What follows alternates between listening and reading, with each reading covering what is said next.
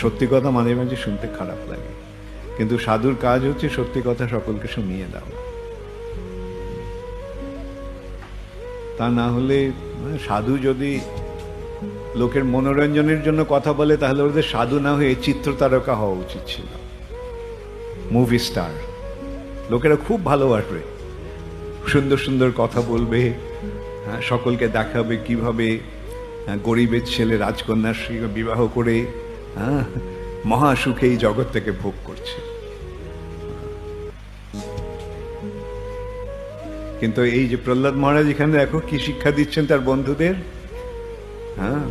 প্রথম কথা কি তিনি বলছেন, যে মনুষ্য জীবন ভগবত ধামে ফিরে যাওয়ার সুযোগ প্রদান করে।